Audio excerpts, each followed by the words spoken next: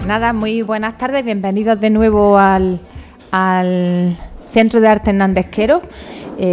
Siempre un lugar de encuentro y me encanta ver la sala tan llena. Desde la educación y para celebrar efemérides literarias que marcan la historia, hemos organizado estas dos conferencias que bajo el título de Centenaria llevamos a cabo un homenaje esencial a dos pilares de la narrativa española del siglo XX, como son Carmen Martín Gaite y Ana María Matute, dos mujeres que transformaron la narrativa española y de la que este año se cumplen los 200 años de su nacimiento. Sus obras son absolutamente cruciales porque ofrecen una radiografía íntima, crítica y profundamente humana de la sociedad española del momento, redefiniendo el canon narrativo desde la perspectiva femenina. Ambas autoras documentaron magistralmente las tensiones, las represiones y los cambios sociales de la España del siglo XX. Asimismo, introdujeron una riqueza estilista notable y dieron voz, sobre todo, a profundas experiencias, frustraciones y deseos de las mujeres españolas, algo que la narrativa española predominante de la época a menudo había ignorado o simplificado. Ana María Matute y Carmen Martín Gaite son referentes indispensables para entender la evolución de la mujer en la literatura y la sociedad. Su legado es el de las voces que no solo contaron historias, sino que ayudaron a contribuir la conciencia literaria de la España moderna. La conferencia de hoy, dedicada a Carmen Martín Gaite, autora cuya lucidez y profundidad psicológica continúan iluminando la literatura española, porque no solo escribió novelas, sino que también diseccionó la sociedad y la incomunicación de la posguerra con una maestría inigualable. Su obra es una mirada crítica sobre la identidad, el papel de la mujer y la necesidad de construir con valentía un espacio intelectual propio. Hoy, al enfocarnos en ella, buscamos entender cómo su visión, forjada en un momento histórico complejo, sigue siendo urgente y absolutamente moderna para el lector de hoy. Y, cómo no, para guiarnos en esa vía que nos ilustra tanto Manunciata siempre, tenemos el honor de contar contigo, que siempre es una garantía de éxito, como he dicho al principio. Y bueno, creo que eres de las personas que más entiende de ese tema y qué mejor que darte la palabra y que inicie este ciclo de conferencias tan maravilloso. Muchas gracias. Y me voy a sentar. Sí, te dejo sola. Muchas gracias. Hoy sí se oye, ¿verdad? Muchas gracias, Madeline. Efectivamente, hoy vamos a comenzar a darle la visión y a homenaje, a sumarnos a todas las actividades que se están haciendo en torno al centenario de estas dos grandes mujeres. Y hoy, precisamente, en especial vamos a hacerlo con Carmen Martín Gaite y el próximo mes de noviembre lo haremos con Ana María Matute, estas grandes mujeres. Y nos sumamos a todas las actividades que se están haciendo auspiciadas por tanto como el Ministerio de Cultura, la Fundación Ortega y Gasset, el Ayuntamiento del Boalo, la Consejería de Castilla-León, la Dirección General del Libro. Y nosotros, pues, desde la red de bibliotecas de Motril, pues, efectivamente, no podíamos quedarnos atrás. Vamos a hablar de estas dos mujeres en su centenario del nacimiento. Ambas nacieron en 1925. Y hay unos rasgos comunes entre ellas. Efectivamente fueron amigas, no grandísimas amigas, pero sí fueron amigas. Ambas nacieron en familias burguesas, Martín Gaite en Salamanca, su padre era notario, y Ana María Matute en Barcelona. Era hija de un empresario, su padre tenía una fábrica de paraguas. Y también hay muchas cosas que las reunían a ellas, son las emociones que hay en esos espacios donde ellas recogían sus escritos, esos cuartos de juego, las tatas. Ana María Matute siempre recordaba a su tata Anastasia Isabel, estamos hablando de familias burguesas, las tatas que les contaban cuentos y ese cuarto de atrás tan significativo en la narrativa de Martín Gaite.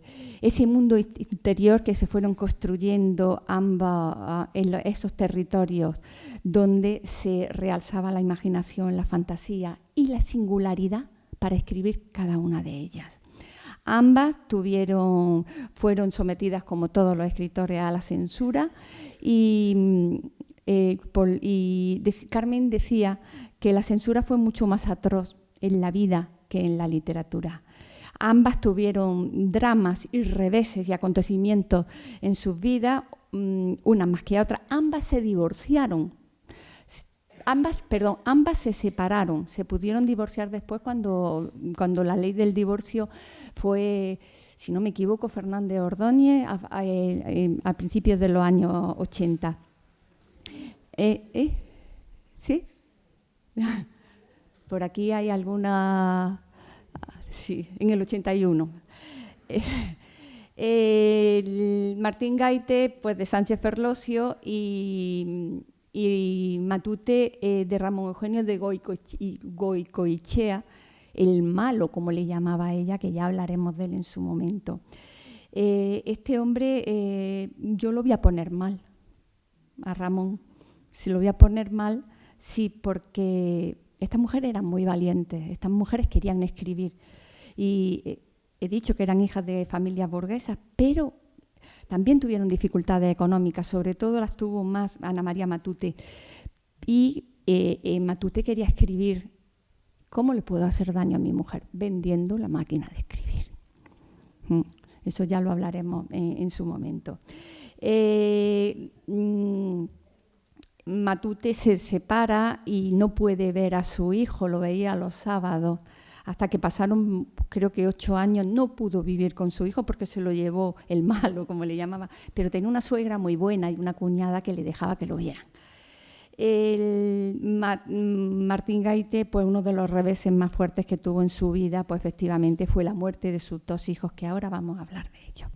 Bueno, Carmiña, que todas la recordamos, ¿no?, como era, nace en Salamanca un 8 de diciembre, a las 7:30 de la mañana de 1925, en la Plaza de los Bandos. Su madre era gallega, se llamaba María Gaite Veloso, y su padre era un notario, José Martín López. Su padre era afín a la idea de la institución libre de enseñanza y ella estudió primaria en su casa, en el piso de la Plaza de los Bandos, con preceptores particulares, junto a su hermana Ana María, que Ana María había nacido un año antes, en 1924.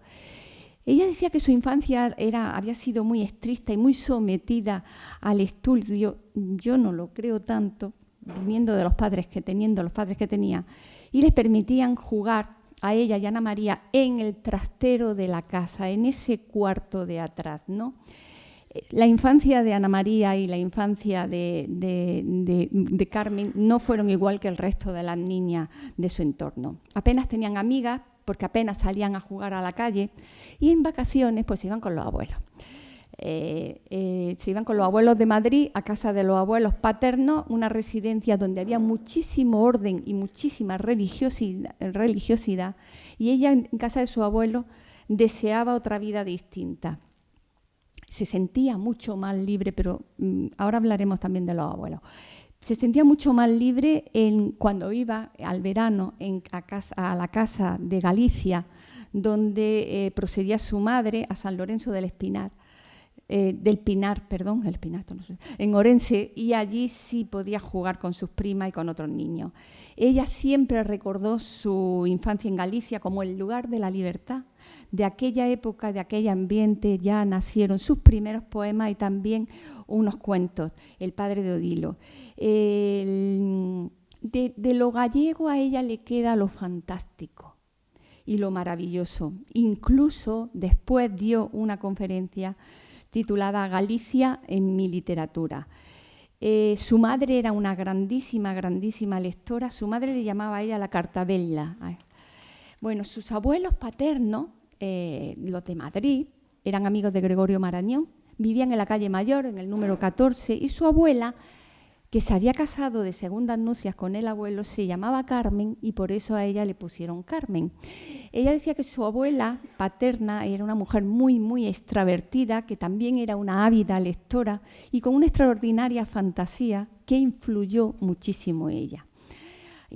Hasta los 10 años, estas niñas, Ana María y Carmen, no fueron al colegio. Su padre no era partidario de una educación religiosa. Entonces las niñas tuvieron preceptores particulares, doña Ángeles, don Marcelino, Miss Gloria, Madame Reisman, y su padre siempre tuvo un talante muy, muy liberal y quería que sus hijas fuesen libres y que fuesen independientes. Siempre apoyó a sus hijas, incluso cuando Carmen decidió dejarlo todo y dedicarse a la literatura. Tenía muchísimo sentido. El padre era si tenéis oportunidad, que creo que la vaya a tener, por supuesto, porque a todos os va a dar ganas de leer la biografía hecha por José Teruel. Aquí te cuenta cómo era el padre de Martín Gayte y la verdad es que te gusta mucho cómo era el padre y entiendes muchas cosas cuando sabes de él. Tenía mucho sentido del humor. Estas niñas no eran unas niñas convencionales, su padre así lo quiso, que no fueran convencionales, y sobre todo el amor a los libros y a la lectura le influyó mucho por parte de su padre. Ella decía: mi padre encauzó mis aficiones hacia el mundo de la literatura. Era más pecado romper las hojas de un libro que romper una muñeca. Así que la espléndida biblioteca que tenía el padre, junto con casi todos los libros de ella, de Carmiña, se conserva en el Boalo, en el pueblo de Madrid, de la Sierra de Madrid. Su hermana Ana María estudió en el Instituto Escuela, pero cuando le tocaba a Carmen le tocaba estudiar, irse a Madrid al Instituto Escuela en el curso 36-37. Es cuando le correspondía, por lo cual no pudo ir. Y tuvo que estudiar en Salamanca. Su padre era muy aficionado a los toros, muy aficionado a los viajes, muy aficionado a los balnearios y incluso vino al balneario de Lanjarón, que estaba muy de moda. Ahora también, podemos ir. Bueno, ella escribió una de sus primeras novelas, era El balneario, en 1955. Ella tuvo una relación muy, muy estrecha con sus padres, muy estrecha. Y su padre falleció, cognitivamente estaba muy bien, y falleció a los 93 años, en 1978, y su madre fallece 2 meses después. Curiosamente, a los 10 días después de fallecer la madre, a ella le conceden el Premio Nacional de Narrativa por El cuarto de atrás, que era el libro preferido de su madre. Las cosas de la vida.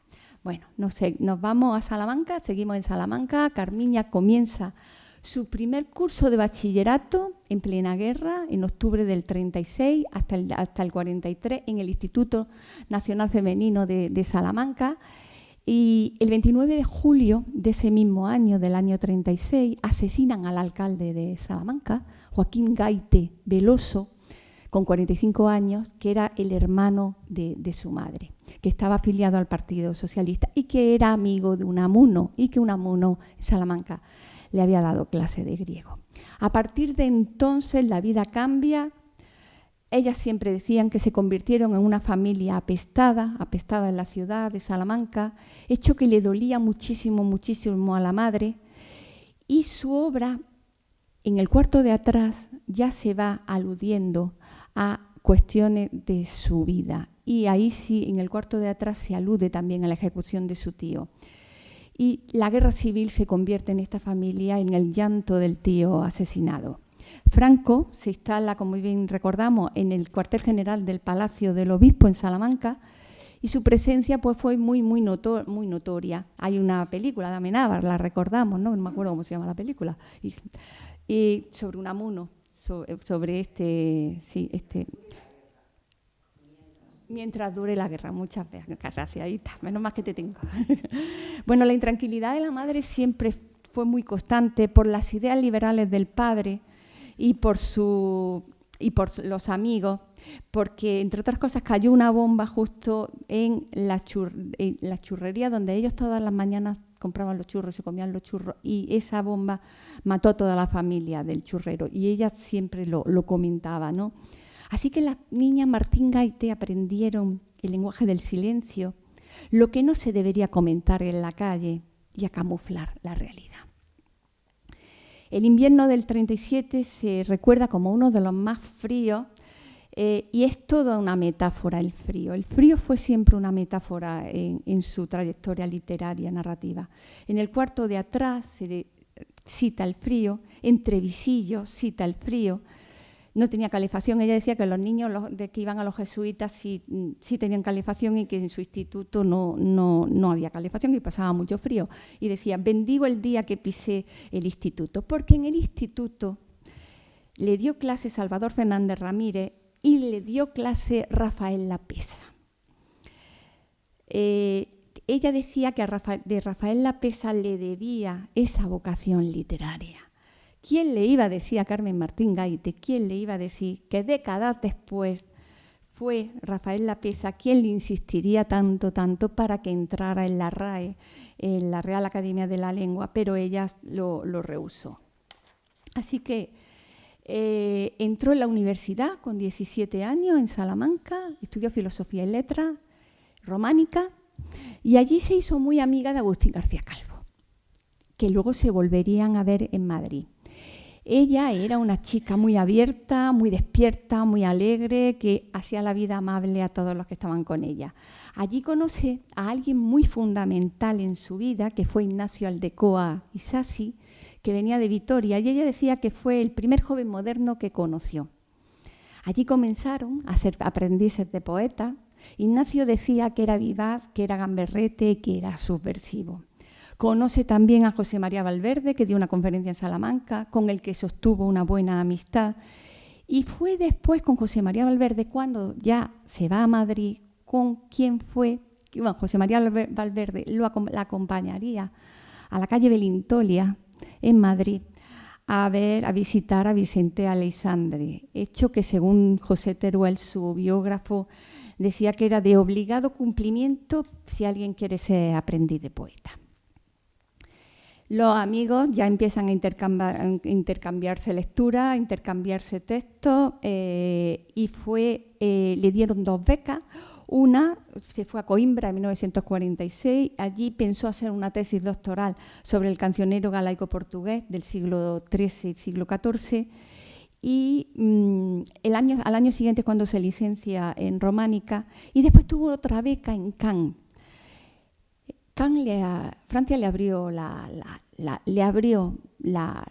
cabeza mucho más de la que ella quería, porque en Cannes encontró el existencialismo, empezó a leer a Camus, a Sartre, a Gide, a Saint-Exupéry, le abrió los ojos y vio que había mucha más libertad de la que podía tener en su Salamanca natal. Ella, antes de irse a Madrid, echaba de menos Salamanca. Tenía como esa ambivalencia. Me voy a Madrid, pero Salamanca representaba mucho para ella. Declaró siempre su amor por esa ciudad, pese a ese provincianismo. Nos tenemos que ir a esa Salamanca de aquellos años, ¿no? Y hay un programa en televisión que recordaréis, Esta es mi tierra, que en 1982 ella pues hizo un programa sobre Salamanca y decía que Salamanca despierta el ritmo de mis pasos y sé que me reconoce, que guarda mi imagen aunque no diga nada, como yo a la suya. Y en eso cimientan los amores eternos. Es el secreto. Ella decía que era imposible no enamorarse para siempre de la ciudad, que tuvo una vez una catedral violeta. Así que comienza escribiendo poesía. Hay manuscritos de los años 47 y 48. Decía que era como una forma de huir de la hostilidad del exterior, ¿no? No publicó mucha poesía, pero ya en el 75 sí le publican en la Ilustración Poética Española y Iberoamericana. Y fue Jesús Munarri de Hiperión quien le publicó su poemario Arrachas. En el 48 llega a Madrid con el propósito de realizar su tesis doctoral. Se instala en un piso,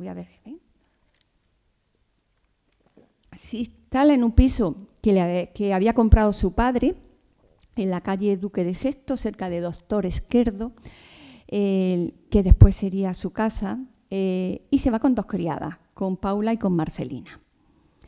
Al principio Madrid empieza a decepcionarla un poquito. Ella quería estudiar, ella tenía intenciones de estudiar. Pero en el bar de la facultad, los bares de la facultad, ¿no? Los bares de la facultad. ¿Cuántas horas hemos pasado? Pues en el bar de la facultad se encuentra de nuevo con Aldecoa. Este le presenta a sus amigos, le presenta a Alfonso Sastre, a Jesús Fernández Santos y a Rafael Sánchez Ferlosio. Y ahí todo cambia. No existen los horarios, salida y entrada. Ella decía, salía cuando me daba la gana y traía los amigos a casa. Salían juntos Aldecoa, Ferlosio y ella, iban a las tertulias literarias, iban al teatro experimental, ella hizo teatro también como actriz, teatro que dirigía Alfonso Paso, y al grupo se iban añadiendo muchas personas más, al grupo de Aldecoa. Medardo Fraile, Mayra Oviedo, Carlos Edmundo de Ori, Josefina Rodríguez, que luego se casaría con Aldecoa, y fueron conocidos como la Caspa o la Ruta del Alcohol. Entró en el grupo, pero también echaba de menos un poquito ese ritmo pausado, porque salían todas las noches. Necesitaba ese ritmo de provincia, además se sintió un poco desplazada porque decía que también eran un poco esnovistas y tampoco le gustaba mucho la dirección de la tesis doctoral que había elegido, no estaba muy estimulada, enfermó de tifus y fue trasladada en ambulancia a Salamanca y allí en Salamanca, mientras se recuperaba, pues comienza a escribir, ya comienza a escribir con mayor rigor. A este grupo interesantísimo le llamaron los aldecoizados, no sé si lo he dicho bien, Aldecoa, alcohol, aldecoizados, que recorría cada tarde, noche, la ruta del alcohol desde el Café Gijón a la calle de Augusto Figueroa, a la Plaza de España, terminando en la Taberna del Gato. Y a veces coincidían con Marsillá y con García Berlanga y en la tertulia del Gambrino. Este grupo de amigos dio lugar a un producto literario excelente en la historia de la literatura del siglo XX. Allí estaban Alfonso Sastre, Ignacio Aldecoa, que era el alma mater, pero luego falleció, como recordamos, repentinamente. Se casó con Josefina Aldecoa. Ella le gustaba llamarse Josefina Aldecoa, era Rodríguez, pero ella le gustaba así. Dolores Palá, García Hortelano, Luis Meana, Ana María Matute. Ella escribió un libro sobre este grupo y sobre estos amigos que algunos fallecieron pronto, que los echaba muchísimo de menos. Un grupo que efectivamente nos ha fascinado, porque yo creo que la generación de los 50 son también un poquito olvidados, que tenemos que volver a releer, pero que han significado mucho en la historia de la literatura de este país. Josefina, el libro que escribió sobre este grupo es Esperando el porvenir, y es un homenaje a su amigo Aldecoa, fallecido de un infarto. Y Josefina, su mujer, decía que era uno de los libros más hermosos escritos sobre la obra de Ignacio, sobre su vida, y la de todos aquellos amigos y escritores, y que aquí estaba ella para contarlo. Es una obra conmovedora, es una obra muy nostálgica, que recopiló conferencias con materiales, fotografías, la mayoría inéditos, se lo cedió Josefina y también se lo cedió Mayra Oviedo. Esta generación de amigos que dieron lugar a la creación de esa generación literaria, ¿no? Que creo que que tenemos que seguir leyendo para entender la novelística actual, y que en Barcelona había como dos troncos. Estaban los de Barcelona con Carlos Barral, con Gil de Viedma, con Goytisolo, con Gabriel Ferrater, con Juan Marsé, con Castellet, y luego estaban los de Madrid, todos aldecoizados. ¿Pero qué pasa? Pues que se enamora. Entre bar y bar hay tiempo para todo. Se enamora de Rafael Sánchez Ferlosio, que era hijo del ministro Rafael Sánchez Masa, que fue ministro desde el 36 hasta el 40, también después fue procurador en Cortes franquistas desde el 43 al 66, y que lo abandonó por iniciativa propia, y que Javier Cercar también ha escrito una novela de los soldados de Salamina, y también Trueba ha hecho una película, ¿no? En 1950 se hace novia de Rafael. A mí me da mucho pudor hablar de la vida personal de los escritores y de las escritoras, pero voy a hablar de Rafael y voy a hablar de Marta, porque creo que así vamos a entender mucho a Carmiña. Decía que de Rafael, que era 2 años más joven dice, Rafael es 2 años más joven que yo y mal estudiante, pero excelente escritor. Ella comienza a dar clase en un colegio de monjas, en la Inmaculada de la Caridad, pero fue despedida a los 2 meses porque decían que no sabía dar clase, pero luego fue una excelentísima profesora en las universidades americanas en las que estuvo. El noviazgo con Rafael comenzó siendo epistolar, porque él estaba haciendo esas larguísimas milis de entonces. Lamentablemente muchas cartas se han perdido. Ella escribía muchísimas cartas, pero se han perdido. Hay quien dice que lo digo porque lo he leído, no porque no es una conjetura mía, que Ana María rompió muchas cartas cuando ella falleció, la hermana. Rompió muchas cosas que a lo mejor le daba pudor que se pudiera conocer. Ella estaba muy enamorada, sentía una gran admiración, se sentían una gran admiración el uno por el otro, tenían muchas cosas en común, las lecturas, el cine, el compromiso, la pedagogía. Fueron 3 años novios, se casan un 14 de octubre de 1953 en la iglesia de San José, en la calle Alcalá, a las 7:30 de la mañana. No son horas. No se conservan fotos de la boda, aunque sí fueron escasos invitados y la familia fue invitada. El señor notario, el padre de la novia, pues invitó a un desayuno en el RIF.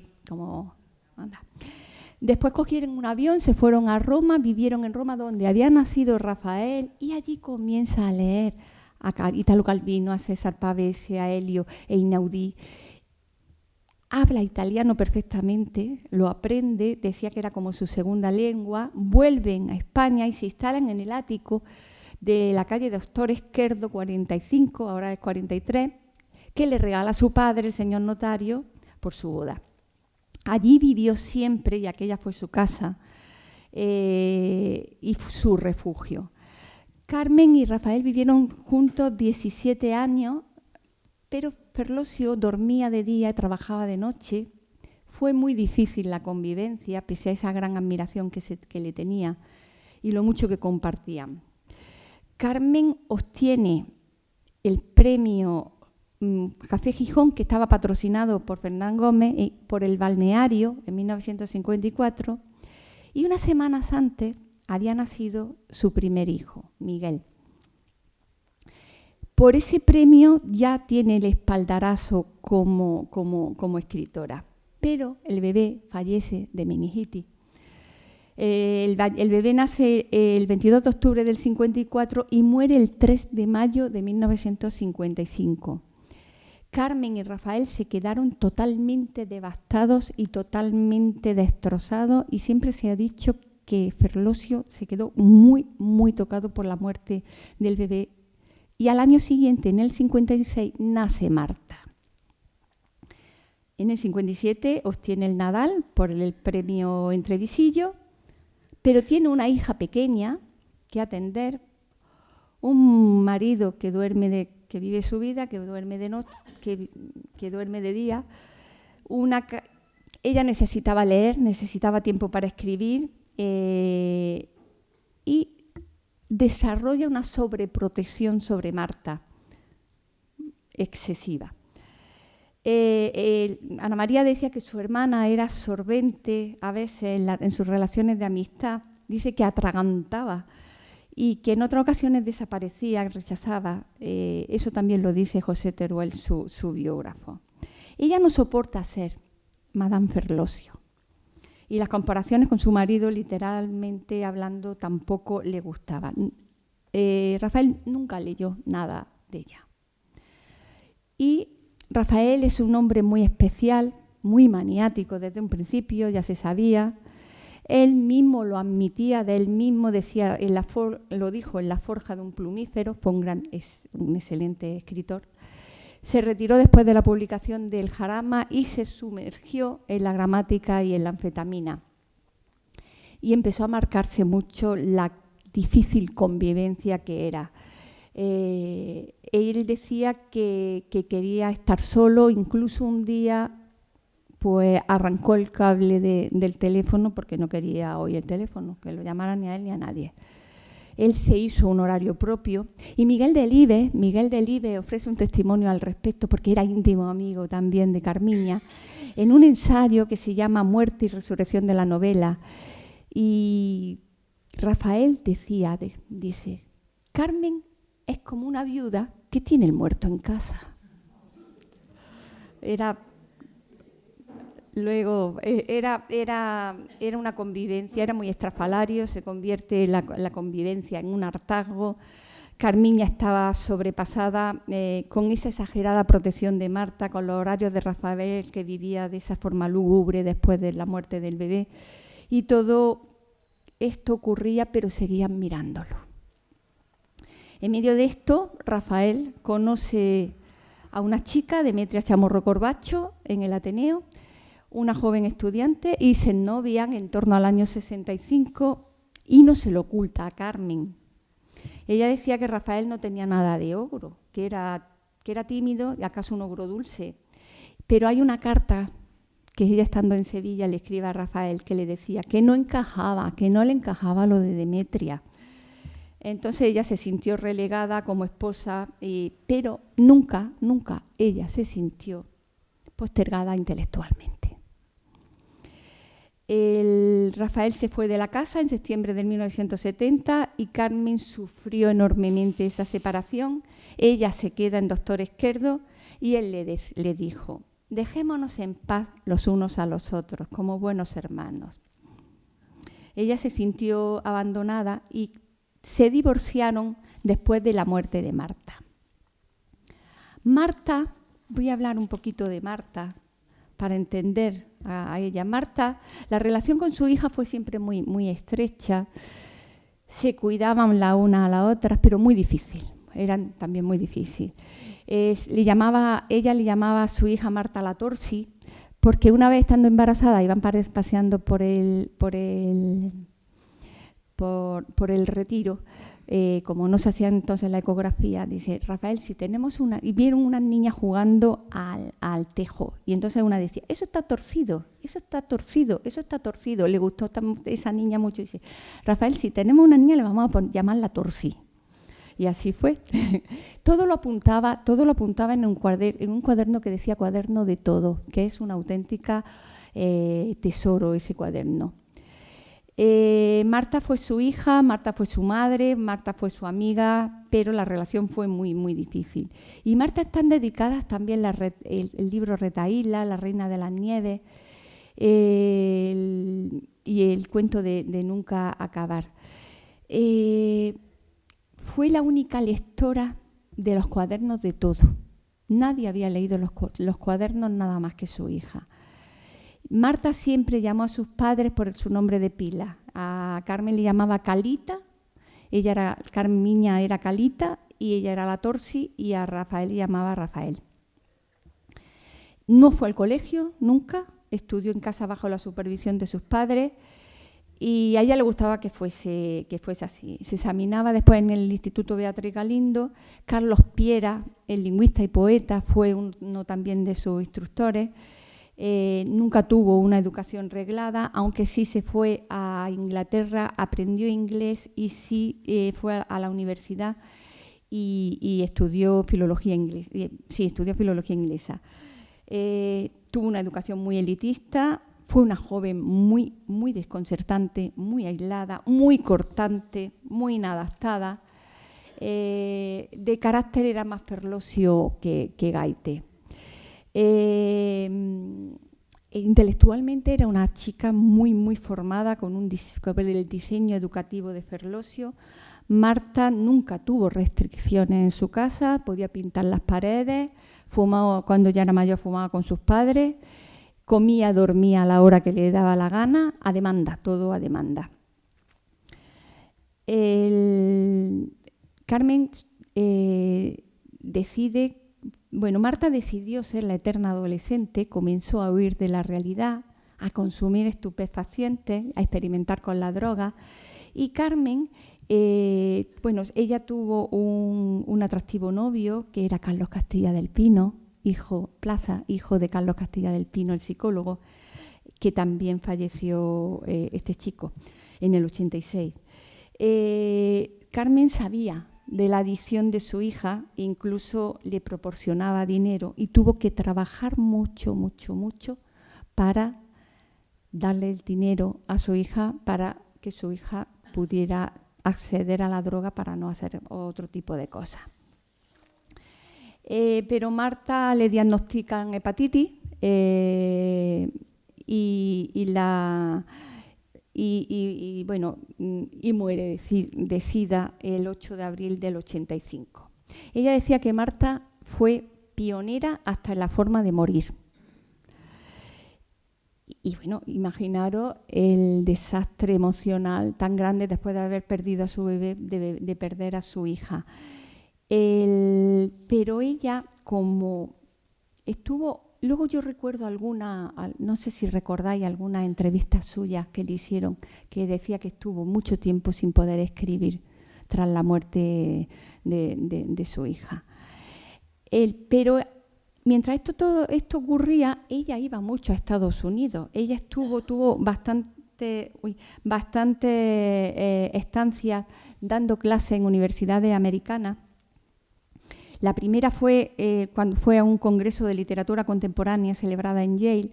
Después, en el 80, fue visitante en Columbia y allí dio una conferencia sobre las relaciones entre Teresa de Jesús, María de Salla, Juana Inés de la Cruz, Rosalía de Castro y Carmen Laforet. Ese laxo de unión que podía haber entre todas esas mujeres, porque ella llamaba a todas estas mujeres las mujeres ventaneras.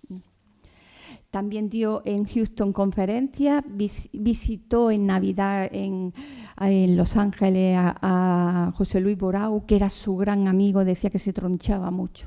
Ella era una mujer muy simpática, muy graciosa, pero con José Luis Borau dice que se tronchaba, ese era el término que utilizaba. Es necesario comentar la incidencia de los estudios norteamericanos en las escritoras españolas. Se llamaba la Women Study, con mi inglés. Las mujeres escritoras de aquella época en Estados Unidos formaban parte del currículum de la enseñanza de historia de la literatura española en las universidades americanas. Aquí podían ser desconocidas, pero allí eran muy reconocidas y ella, tanto emocionalmente como intelectualmente, se sintió siempre muy reconocida en Estados Unidos, y Estados Unidos decía que le daba otra visión completamente diferente de aquel provincianismo del que había crecido en aquella Salamanca, ¿no?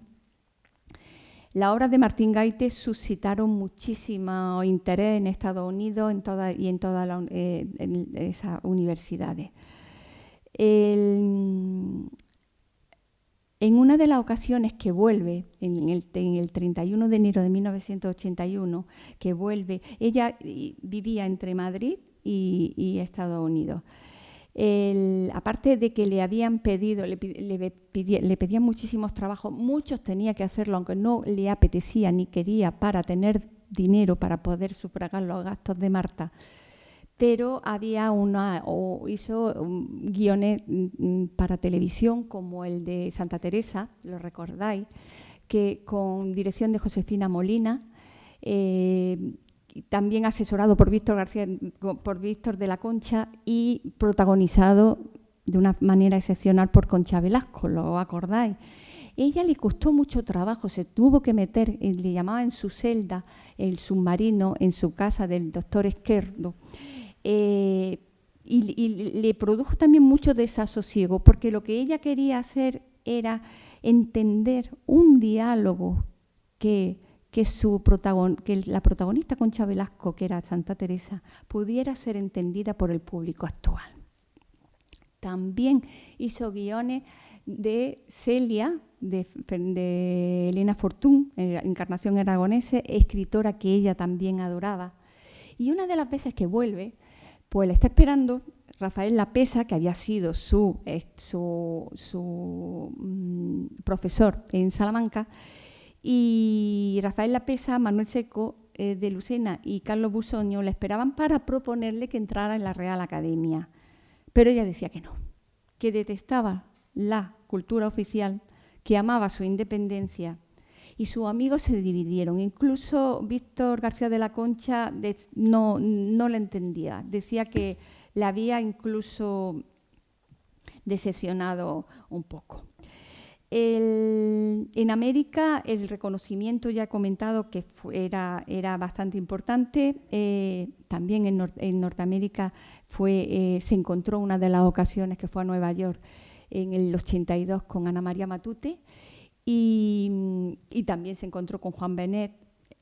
Iba mucho a Estados Unidos, ahora siguen yendo también. Bueno, ahora están yendo menos. América fue su reconocimiento como escritora y también, como he comentado, su gran beneficio dentro de sus emociones. Marta también va a Estados Unidos en el 80 a visitar a su madre cuando estaba en Nueva York, y me vaya a permitir que lea un pequeño extracto de su estancia en Nueva York. Ya veréis. Sí, Nueva York. Es una mezcla de agobio y libertad. Se refleja en la actitud de la gente, en la presencia que imponen los objetos, en cómo se relacionan objetos y personas, en la luz y en los espacios. También la visión maravillosa desde las torres del World Trade Center, de amplitud, de vuelo, contrastada de repente con la idea de grosor de los cristales a través de los cuales se ve todo aquello y su hermetismo. La idea de que si hubiera una avería y fallara el aire acondicionado, la ficción de libertad se convertiría en estrangulamiento, en asfixia. ¿Qué le iba a decir? Que el 11 de septiembre del 2001 pues ese edificio pues caería con un atentado, ¿no? Voy a ir más rápido. La producción novelística de Martín Gaite se corresponde, y esto es una cosa que tenemos que tener en cuenta, en 3 tramos cronológicos muy característicos. Los que escriben entre el año 58 y 63, los que escriben entre el 74 y el 78 y los que escriben entre el 90 y el 2000. Se corresponden efectivamente a momentos muy distintivos de la evolución histórica y literaria de la segunda mitad del siglo XX aquí en España. Y según José Jurado Morales, que es también uno de sus investigadores, efectivamente unos fueron escritas en el franquismo, en la posguerra, otros en la transición y otros ya en plena democracia. Las primeras efectivamente abordan personajes y conflictos instruidos y afectados por el franquismo, criticando las costumbres de entonces. Ahí nos encontramos la novela Entre visillos, escrita en 1957, que denuncia la vida de esa sociedad de provincias que no admite la evolución de las mujeres. También en ritmo lento, y ahí en ritmo lento en esa novela también le da cierta prioridad a la psicología de los personajes en un contexto muy, muy determinado. Los personajes femeninos son muy característicos. A ella le gustaba ponerle el nombre de sus amigas y caracterizar los personajes que se inventaba como si fuesen sus amigas. Entonces nos encontramos entre visillos, por ejemplo, a Natalia, a Tali, a Lourdes, y está también Marta.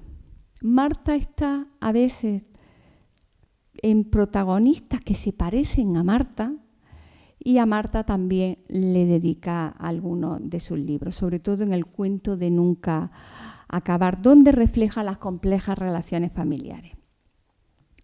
Son personajes que se van enfrentando a esos arquetipos que había del siglo XIX, del ángel del hogar del siglo anterior, esas madres sacrificadas, esas esposas sumisas y abnegadas, ahí no están. Ella las llamaba mis chicas raras. Y tenemos a Natalia y tenemos a Elvira de Entrevisillo, estas chicas raras que ya también no la había demostrado Carmen Laforet en nada, ¿no?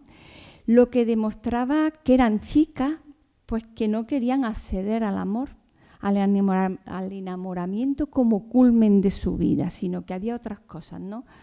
Para ellas no existen el amor de las novelas rosas. Huían de esa conducta amorosa y de esa conducta doméstica que la sociedad le va exigiendo. Y tanto Martín Gaite como Matute como Laforet nos presentan unos personajes femeninos que se atreven a desafiar e incluso no pasa nada si te tienes que instalar en la marginación. Le da una voz interior, un diálogo interior a esos personajes femeninos y le llama incluso excéntricas, ¿no? Esas niñas que habían estado condenadas, ¿no?, al matrimonio, eso en las primeras novelas suyas, y que se tenían que ocupar de lo doméstico, como bien lo contó en su gran ensayo Los usos amorosos de la España de posguerra, y como también se atrincheró en ese cuarto de atrás, el que fuera ese cuarto de los juegos. Ahí decía que las mujeres se acuartelaban, ¿no?, en esos cuartos de atrás, ¿no? También le da importancia a los espacios donde suceden las cosas. Los espacios donde suceden las cosas importantes, ¿no? Casi todos los estudiosos de Martín Gaite coinciden y prevalecen en la opinión que los lugares son lugares cerrados, son apartamentos, son casas donde el dominio de lo interior pueden las mujeres escribir. Y como ella decía, casi todas las mujeres de su generación habían estado casi siempre metidas. Habían estado casi siempre metidas en casa, ¿no?, viendo las cosas y viendo la vida tras las ventanas, aquellas ventaneras y aquellas que miran entre visillos, ¿no? En ocasiones son espacios agobiantes para las protagonistas y estas protagonistas deciden abandonar. Y ya lo vamos viendo cómo van abandonando a partir de las novelas que va escribiendo, sobre todo en Democracia. Abandonan las cocinas, abandonan las tiendas, abandonan el cuarto de costura y las protagonistas comienzan a salir al exterior en estas novelas escritas en la Democracia y los espacios modifican el comportamiento de las protagonistas. También le da cierto papel a los objetos. Los objetos también adquieren relevancia porque los objetos provocan sentimientos. Así Sofía Montalvo en Nubosidad Variable pues vende los muebles de su madre porque no se lleva bien con su madre. Mariana al encontrarse con los objetos en su piso pues también le provoca angustia. En Irse de casa, que es una novela preciosa de Amparo y de Ramona, se desprenden del armario de Luna, pero esto lo hacen ya también, les cuesta trabajo, pero lo tienen que hacer por motivos económicos. Y el espejo también es una constante en sus novelas. Esos personajes que a veces evitan mirarse en el espejo porque su visión puede provocarle cambios en el estado de ánimo.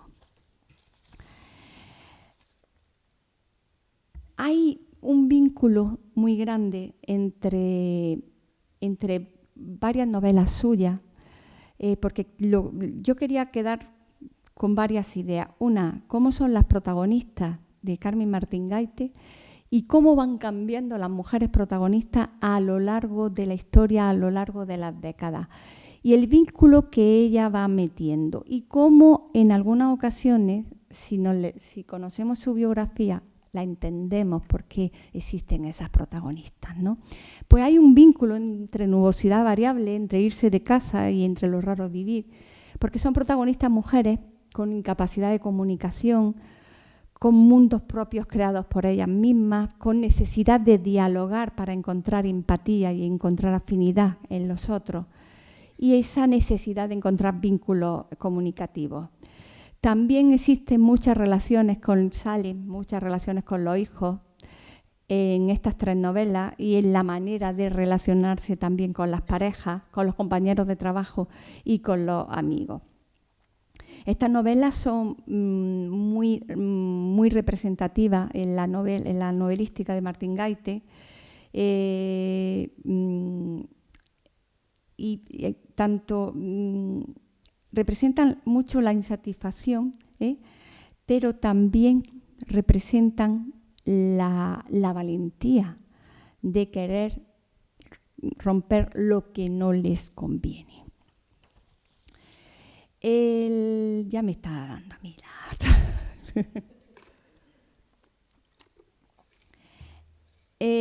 hay algunos estudiosos que argumentan que el boom de la novela hispanoamericana de los años 80 retrajo un poco a Martín Gaite y que se tuvo que dedicar mucho más al ensayo y también a los cuentos infantiles. La literatura infantil le interesó. Ella le contaba muchos cuentos a su hija y a los amigos y a los hijos de los amigos. Y escribió varios cuentos para niños que a mí no me resultan tanto cuentos para niños, pero están catalogados como tal, como El castillo de las 3 murallas y como Pastel del diablo. Esther Tusquets, su amiga de la editorial Lumen, le alentó para que escribiera y publicara cuentos infantiles. Pero entre el 78 y el 90 no publicó ni una sola novela. Pero, sin embargo, fue su época más productiva. También tenemos en cuenta que en esta época, en estos años, fue cuando también fallece Marta. Ahí ya publica Caperucita en Manhattan, Nubosidad variable, La reina de las nieves, Lo raro es vivir, Irse de casa, Los parentescos, que era inconclusa. Fueron unas novelas de una gran acogida y que registraron unas altas ventas en su publicación. Incluso en el año 92, Nubosidad variable fue considerada como una de las novelas más vendidas del año. A ella le gustaba mucho el ensayo. Ella fue una gran escritora de novelas, pero el ensayo le apasionaba rastrear por los archivos.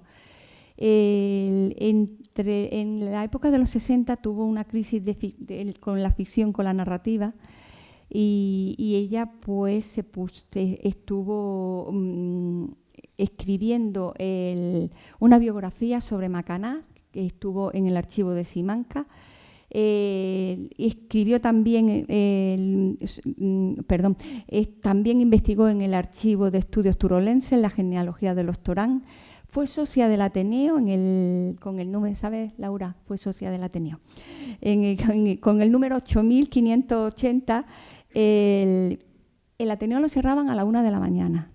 Ella, cuando dejaba a Marta dormida, se iba a investigar al Ateneo. Pidió varias becas, se las concedieron.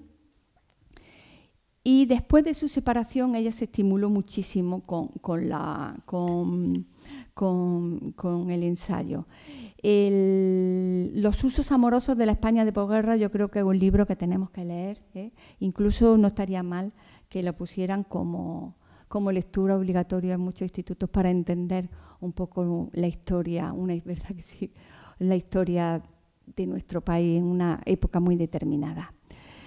Ella fue también una gran articulista y sobre todo a raíz de su amistad con Lluvi Bustamante, pues fue una gran articulista, escribió muchos artículos de opinión, a veces porque no tenía más remedio que hacerlo, pero bueno, ahí están. En Diario 16, en Triunfo, en Revista de Occidente, La Estafeta Literaria, en los Cuadernos para el Diálogo. También fue una crítica literaria, también y fue traductora. De hecho, estuvo de asesora de traducción en Alfaguara, lo dejó, y era una gran escritora de cartas.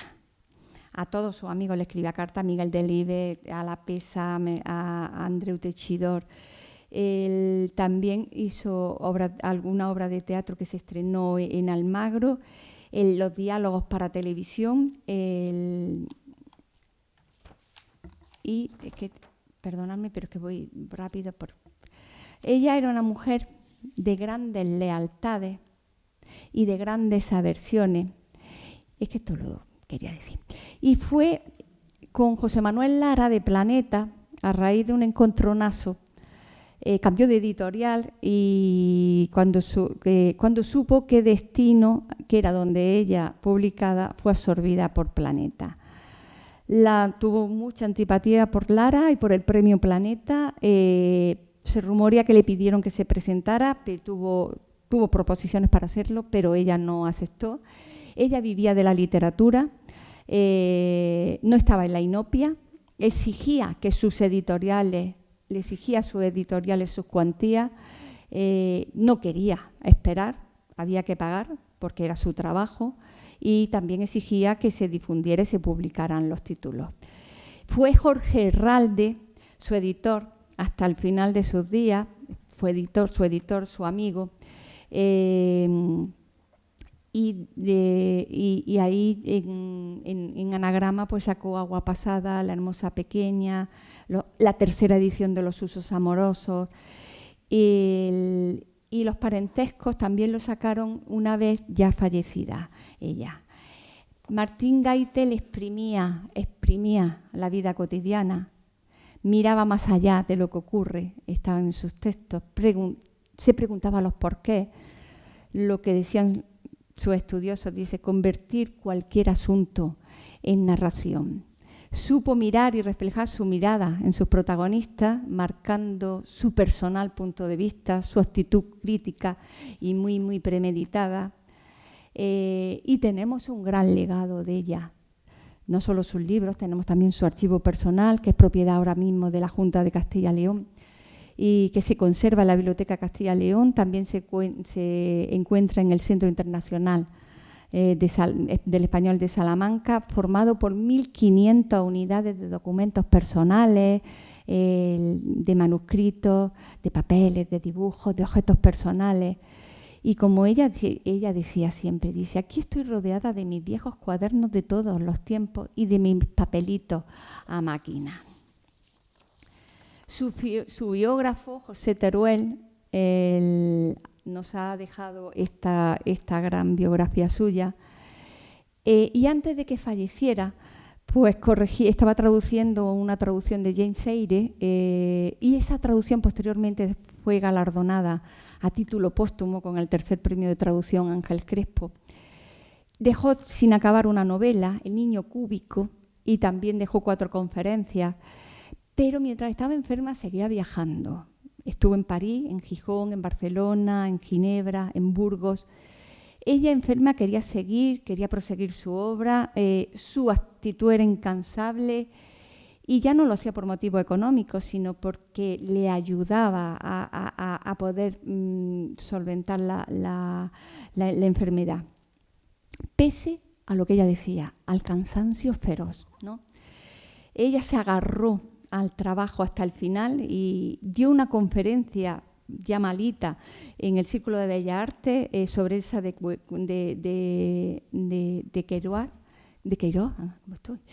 Ella murió, cuando murió, al inicio de un capítulo muy premonitorio, se llamaba La raya invisible, y fallece un 23 de julio del año 2000 a la 1 de la madrugada en la Clínica Ruber de Madrid a los 74 años, y está enterrada en el Boalo junto a sus padres y junto a Marta, porque ella decía que eran mis amigos íntimos. Y dice, siempre queda mucho por decir. Muchas gracias.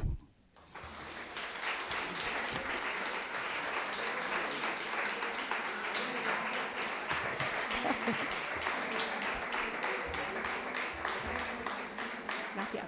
Gracias.